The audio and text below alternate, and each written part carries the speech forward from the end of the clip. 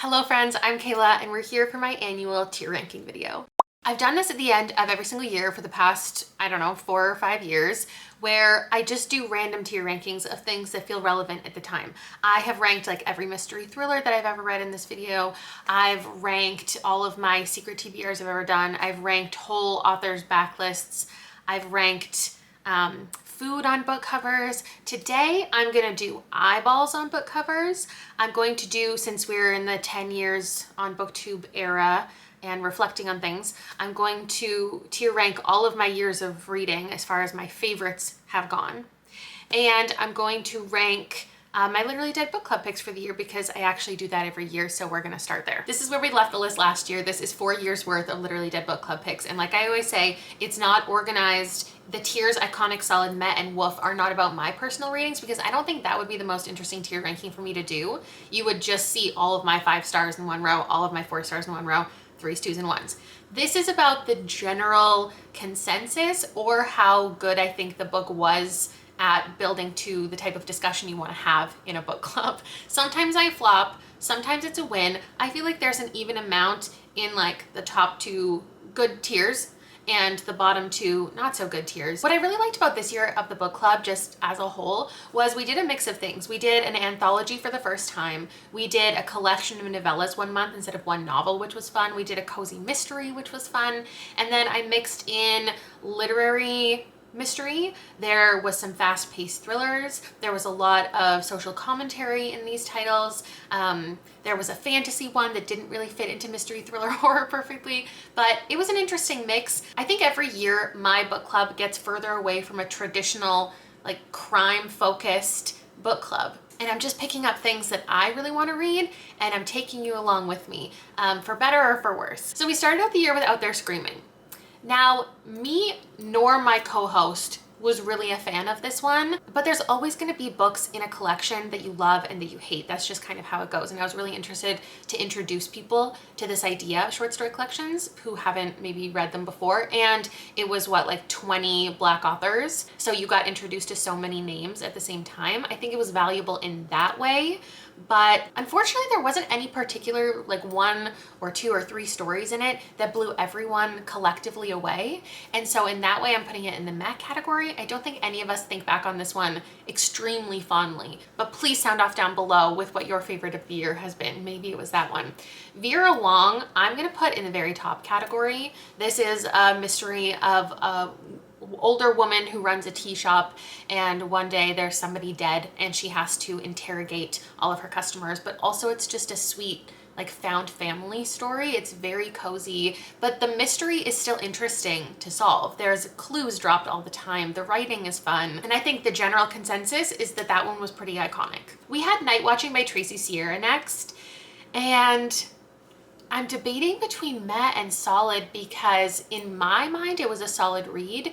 It was just a fast-paced thriller. There wasn't too much mystery, and we don't do that very often. It seems to meld those two things more often than not. And with this one, it was just about a woman surviving in her home with her 2 children when somebody came in the middle of the night. From what I recall, during the live show, a lot of people gave it a 2 or a 3. There were a good amount of people who gave it a higher rating, but the general feeling was they didn't really get the hype. But as a standalone book, like if you look at the Goodreads, people typically like it. But I do think as a book club pick, a lot of people, compared to the other things that we've read, would say it was kind of meh. It hurt me because I liked it. And then this one, Sisters of the Lost Nation, I'm also going to put in meh, and that's because of my own opinion and everybody else who was in the comments. I think this one had a lot more social commentary and a lot less mystery than what a lot of people were looking for in the story, which makes it a great book for so many people, but not necessarily for this type of book club. This follows the story of a young Native girl who witnesses a lot of girls going missing on her reservation, and when her sister goes missing, she decides to figure out what's really happening. You Know What You Did by Katie Nguyen is next.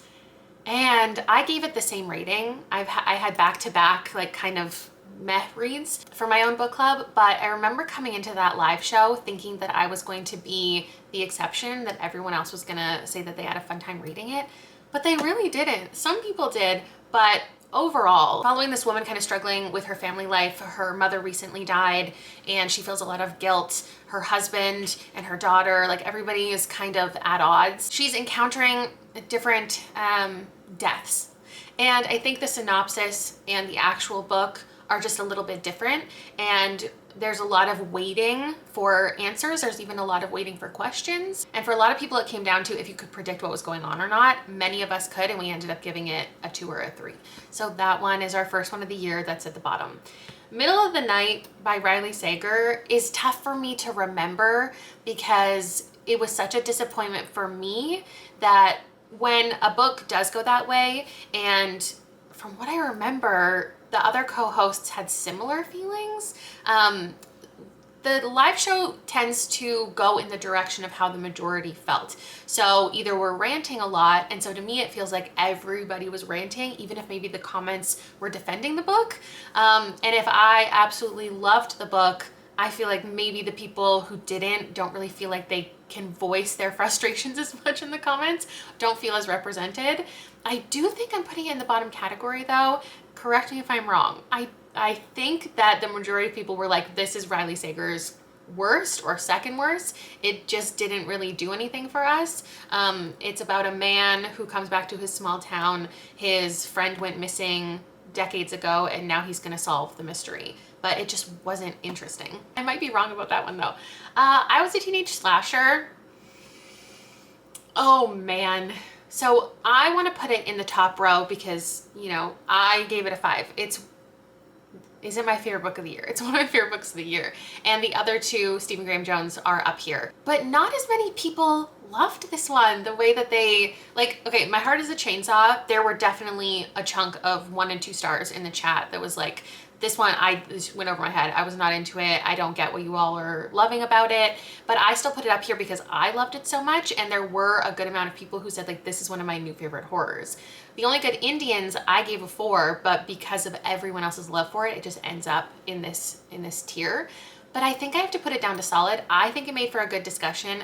I think it was so unique and so interesting. It's about a slasher, a man reflecting on his teenage, like a couple days, the summer of his high school years, and when he was reluctantly killing people, and it's all explained. It's very Stephen Graham Jones. The style of it is incredible, but it wasn't everybody's favorite. Some of the co-hosts, most of the co-hosts didn't like it much at all, but because I'm obsessed with it and there were some people who were obsessed with it, I'm putting it in solid. Then we had The God of the Woods by Liz Moore, which is exactly what I pitched it to be, a very slow literary mystery.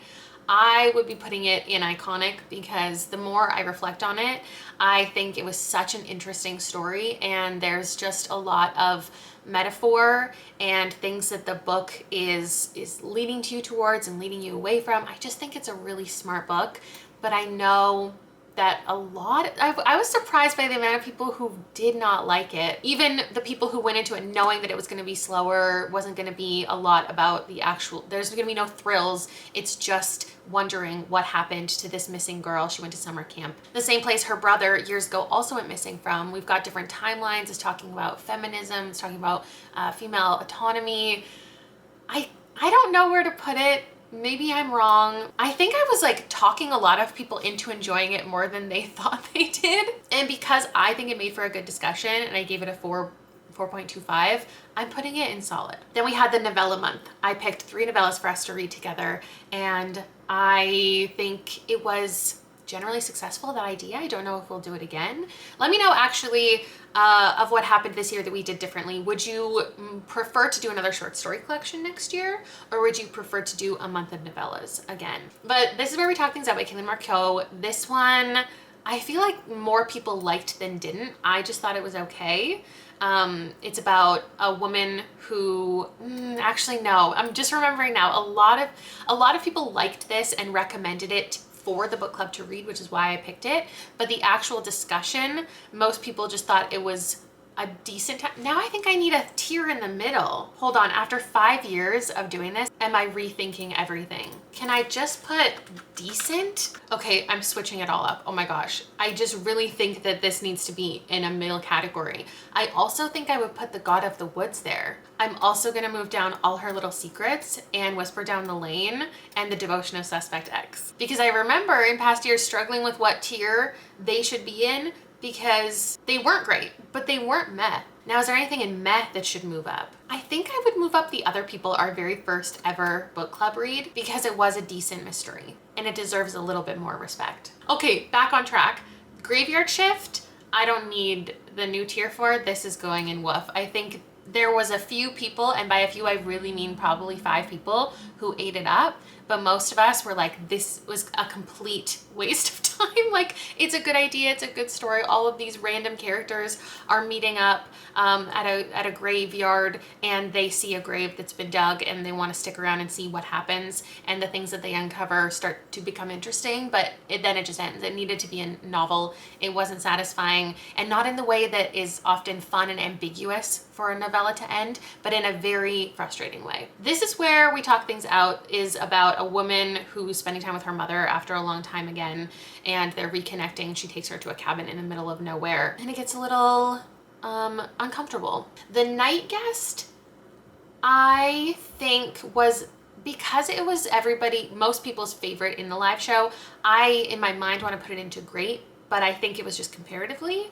Overall, most people thought it was a decent story. We had a good discussion about it. It's by Hildur Knostadtir, and it's about this woman who is sleepwalking, and we learn the horrific things that are being done while she walks for, you know, the entire time she's sleeping. Is it possession? Is it mental illness? We learned a lot. The last one is an Academy for Liars. And unfortunately, we've got the 4th one of 2024 in the Wolf category. Not just because this one was fantasy, and like there was mystery, there was thrilling elements, there was some horrific imagery, but it was pretty well rooted in fantasy, and that's my bad. Alexis Henderson's other books, you'll see one up here, went really well for the majority of us. Very horror. This one was going in the direction of fantasy, and I didn't fully grasp that when I selected it. This didn't go well for me, and it didn't go well for the hosts, and it didn't go well for almost anybody in the comments. We definitely had some people who felt passionate about it and got to share their love for it. But overall, this one about a woman who is just in a transitional point in life, not really sure where her life is headed after she comes out of a relationship, gets invited into this magical school.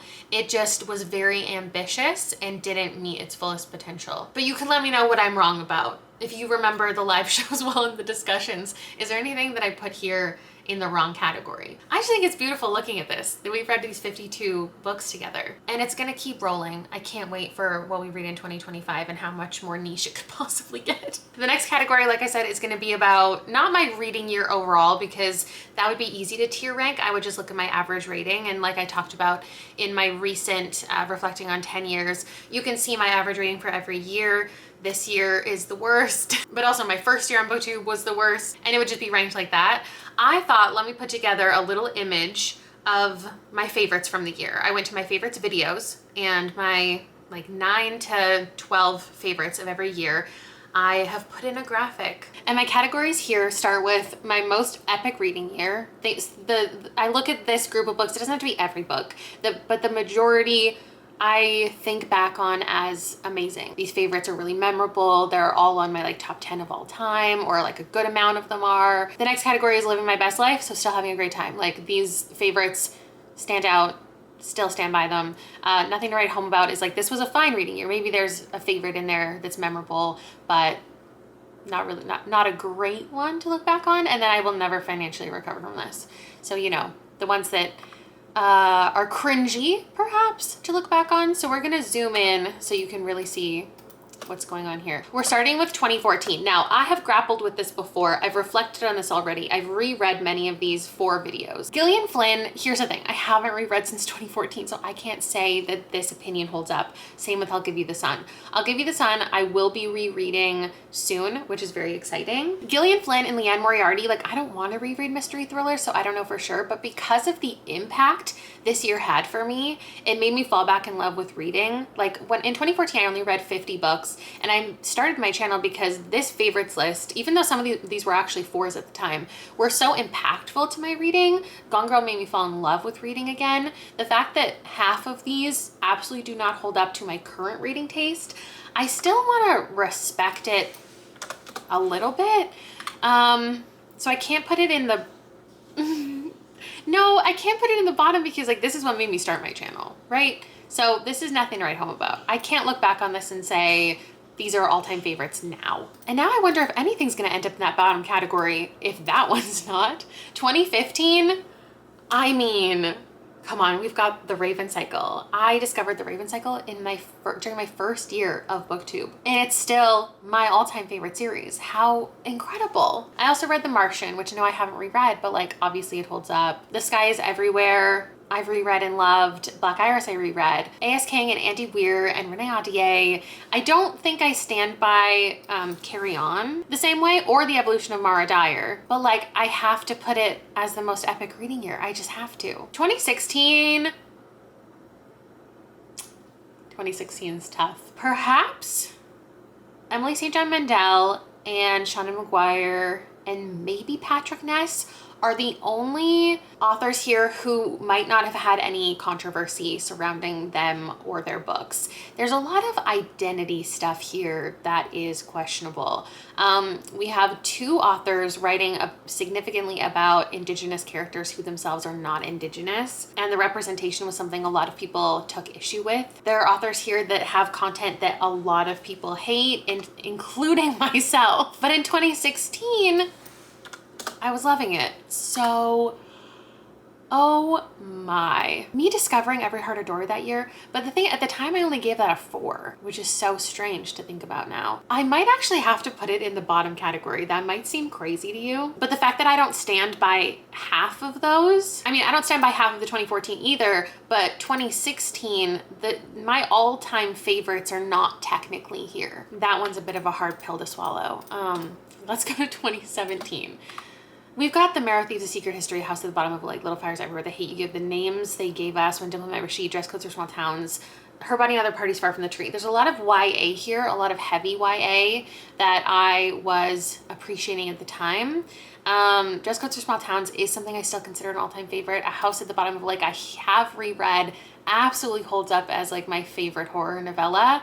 The Marrow Thieves is so good. I don't think this is the most epic, but I'm gonna put it in Living My Best Life. Like this was a great time. 2018 is interesting because I just made this Instagram post the other day where I was sharing my feed from every year of the past 10 years. It was really fun to put together. There's actually a couple pictures I put in the wrong section. I digress. I found this stack at the beginning where I was picking one from every year. 2018, I didn't have a standout that I wanted to select here. In fact, there's a year in here which I chose Middle Game for that I also read Bunny that year. And I was like, what if I just put Middle Game and Bunny in here and not include Girls Burn Brighter? That's the one I ultimately chose because I think it holds up more than the book I actually put in my #1 position, which is Girl Made of Stars, because it's YA. And I just don't feel like a lot of passion for those ones. If We Were Villains, like, yeah, it was a favorite at the time. I think it's still a favorite now, but it's not better than any of my other favorites from any other year. There's a lot of great queer representation here. There's a lot of just representation in general of identity. But looking at it now, the entire group of things, I don't think is something to write home about. Look at the next year. It was Bunny, it was Middle Game. It was Lock Every Door, The Turn of the Key, some of my favorite mystery books. It was Illuminae. You guys convinced me to read Illuminae, and it ended up being, I think in my like top 3 maybe of that video. I loved it so much, and I even said in it, I don't think I can express to you how much I truly love Illuminae when I thought that I wouldn't. There's still a lot of YA in here, but some of my favorite authors like A.M. McLemore and A.S. King, and these are some of my favorites from those authors. I don't need to keep yapping. We all know this is the most epic reading year. And now 2015 feels wrong being up there because there's only a few that are all-time favorites. Meanwhile, 2019 has almost all still all-time favorites. Regardless, I have to keep moving. 2020. What I like about this is there's a mix of nonfiction, there's a classic, There's really weird stuff. There's still some YA queer stuff. There's a novella, fantasy. I don't know that the nonfiction here is favorites of all time. I don't know that the YA is favorites of all time, but they were fantastic in the moment. And We Ride Upon Sticks being here, I think I'm gonna have to put it in Living My Best Life because it was just objectively a good time. 2021 was an interesting one. I found one of my all-time favorite horror books, My Heart is a Chainsaw by Stephen Graham Jones, especially like when I find horror that not everybody meshes with, but I love so much. It just stands out even more in my mind, you know what I mean? House of Leaves, obviously, is like in the top 10 of all time. And it took me so long to finally read it, and I'm so glad I did. Mrs. Death was another one, a weird one not everybody was into. Same with Tinfoil Butterfly, The Wild Ones, a YA fantasy I didn't expect to be in there, but it was really good. I don't think it's not an all-time favorite. In My Dreams of Hold a Knife isn't an all-time favorite. Dune is in there. Dune, like the fact that I got to that and it was so good. Again, the nonfictions at their time were great.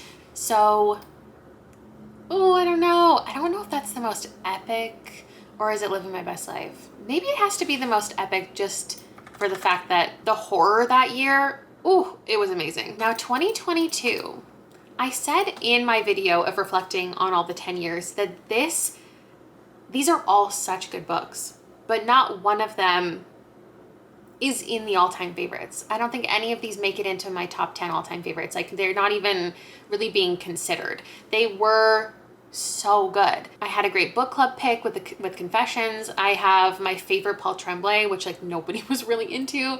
Death in Her Hands, again, not everybody's really into. Even Jamila Green Ruins Everything.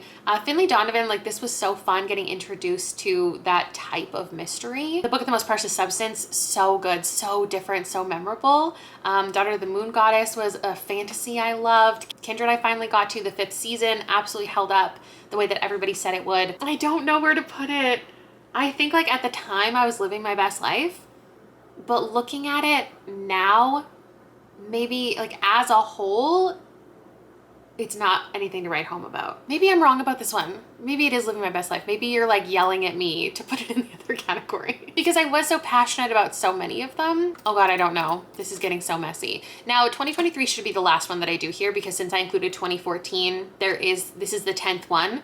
But I do want to acknowledge 2024 in a second. 2023 was Monstrilio.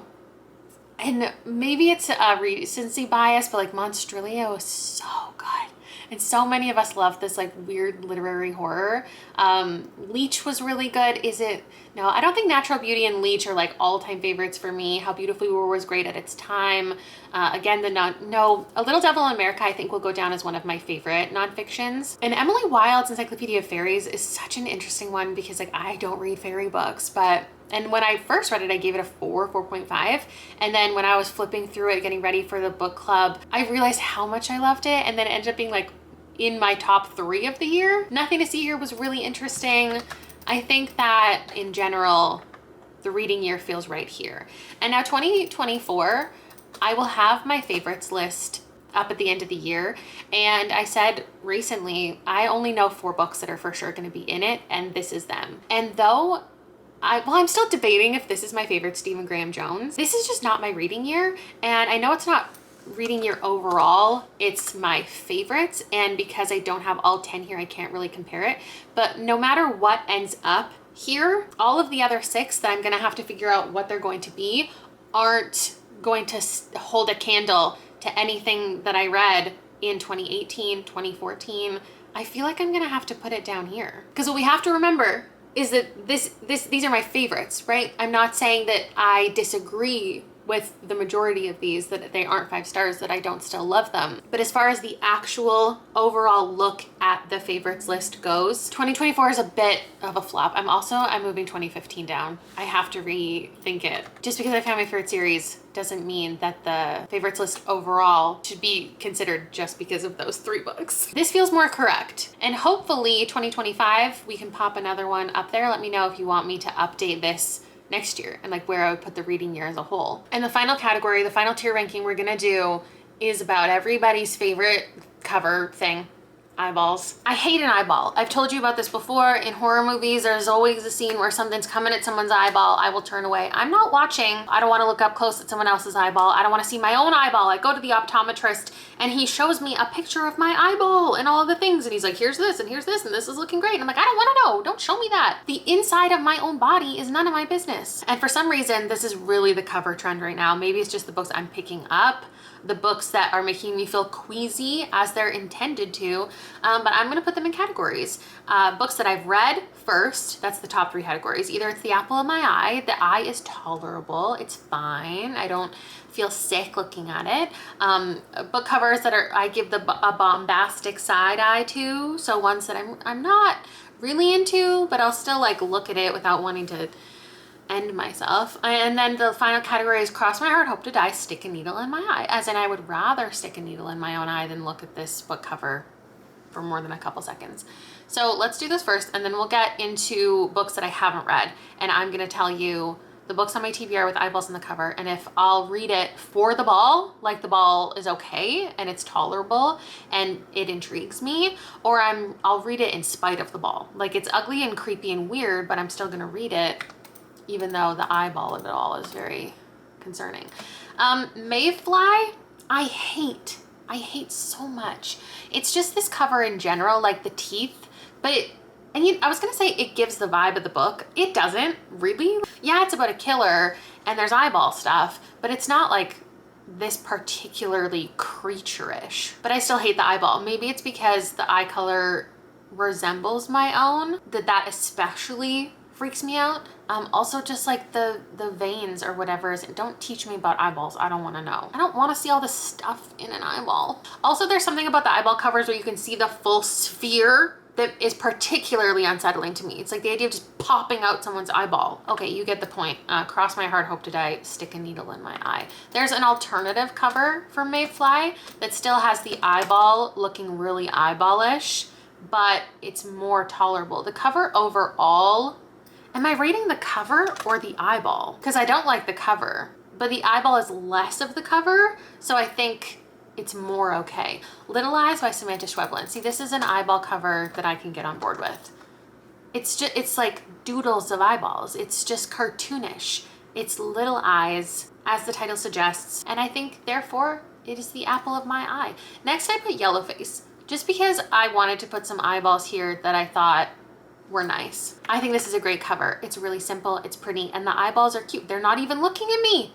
They're looking off to the side. That's what I want in an eyeball cover. On the flip side, Common Madre, not only is there a full eyeball, but there's a tool and fingers in the eye socket. Everything about this is bad. And by that I mean great, because the cover artist wanted me to be uncomfortable, and I am. I don't want to look at it anymore.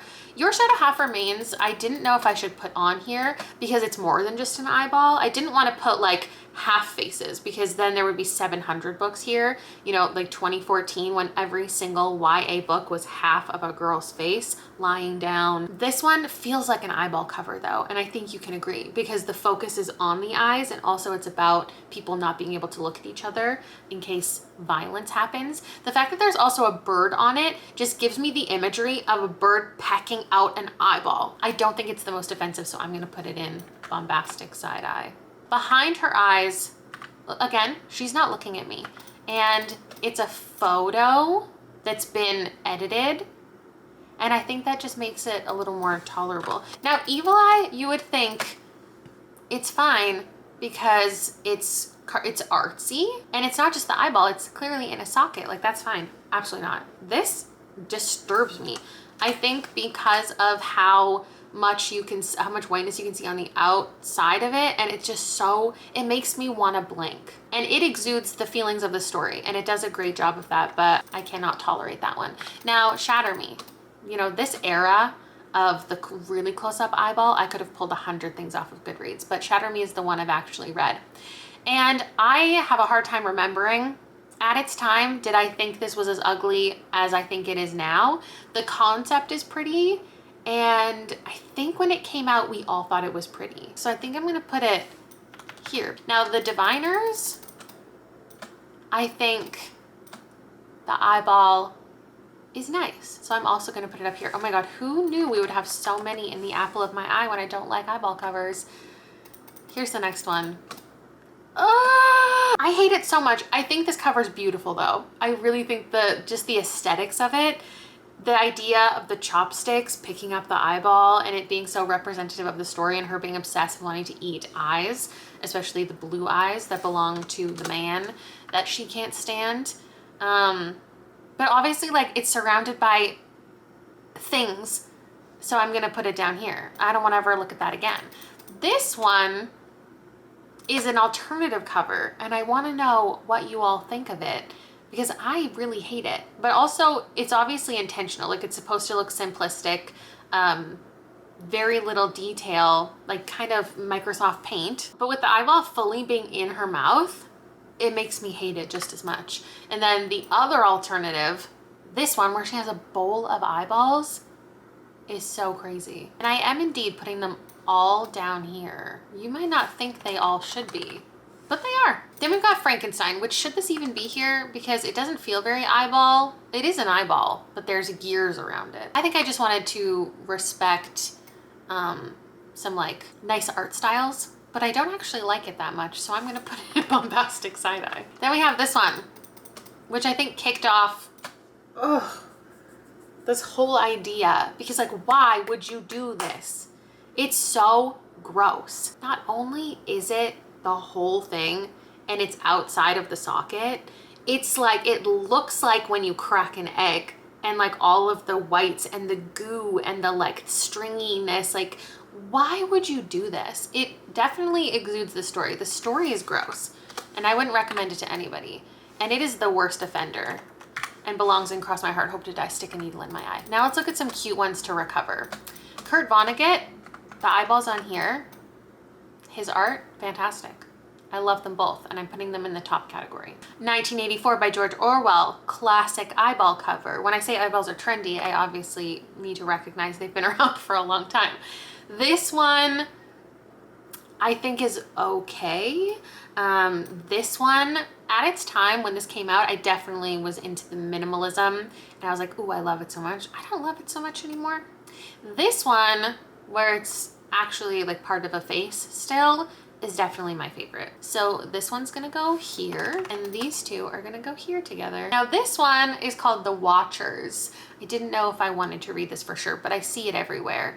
And I kind of like it because it's got a lot of detail in here. Oh, that was way too close. But I'm gonna go ahead and put it up here. The next one, A Different Darkness, is really similar. And these, it's like looking like trees, which is an interesting art style. I think it's a little too veiny compared to this one. So I'm putting it in the middle. Freak's Law is a really interesting title. The cover overall is interesting. Like the idea of it being bloody and the pink with it and the yellow, the colors together. But the eye absolutely freaks me out considering like how this looks like tissue or something. Oh, and now I'm realizing that I forgot what I was doing. And I was supposed to be putting them in the bottom categories. Okay, so Kurt Vonnegut, I haven't actually read, but I'll read it for the ball. 1984, it's shameful. I have not read 1984. I have never finished it. I would read these in spite of the ball. The Watchers, I guess I would read for the ball. Freak's Law, I'd read for the cover, but not specifically the ball. So we're doing it in spite of the ball. That one's like an amusement park looking thing that sounds interesting. This obviously reminds me of Everything Everywhere All at Once, Googly Eyes. I didn't even think about Googly Eyes. Googly Eyes on a book cover, absolutely tolerable. It's still eyeballs and the cover in general is cute, but the googly eyes and their existence, yes, they do exist as an outside of the socket, but for some reason, because they're so simple, it's just white and black, I think it's cute. Then there's this one, Counterweight, and the eyeball is just by itself, and because there's a little bit more detail and it's hanging by something and it almost seems sentient, I'm putting it down below. I will still read it, but in spite of the ball. We is another one that makes me absolutely sick to my stomach. The iris and pupil being at the edge of it instead of like looking at me or to the side, like it's just facing down, and it just is like bulbous. Oh my God, I can't take it. It's still on my TBR shelf in spite of the ball. Then there's this one that I just saw the other day, Strange New World by Vivian Shaw. I don't love the cover, but I think it's about vampires. And I do like the concept of it with an eyeball being in a martini glass. It's just like the ominous, there's blood and they're gonna eat the eyeball. And the implication that someone's about to eat the eyeball, you guessed it, I would be putting it in my lowest category. I think I'll read it in spite of the ball. This one is tough because I love the cover. Of the Flesh is a short story collection on my TBR for next year. Oh God, I just realized the light all over my face. I love the cover. I think the colors are so pretty. That flower is stunning, but it is indeed a greenish bluish eyeball outside of the socket. It's being held so kindly in flowers. The cover is pretty. The eye scares me. And then lastly, this one is also on my TBR for next year, The Ones You Love by Sarah Maria Griffin. Now you might think that I think this is okay and it's tolerable because the eyeballs they're safely inside the plant. But no, this is one of my least favorites. It makes me so uncomfortable. Like the red on the edges, it's like bloodshot and it's making me feel sick. Also the fact that they're like looking away and they look like they're dead, and it's really gross. It is actively on my TBR. In fact, one of my most anticipated of the year. So I will be reading it in spite of the ball. As we may have suspected, in general, most of the books are in the lower categories and don't make me feel good. But there are some eye cover books that are, oh my God, pretty and tolerable. If there's any other eyeball books that you think I should have included that you'd like me to take a look at, let me know in the comments below. And that's my 3 tier rankings for this year and for today as we wait for my Goodreads Choice Awards video to go live next weekend. I hope the rest of my reads go well and the vlogging goes well and everything is perfect. So cross your fingers for that to happen for me. I'll see you then. Actually, I'll see you in my wrap up before then, but that's it. Bye!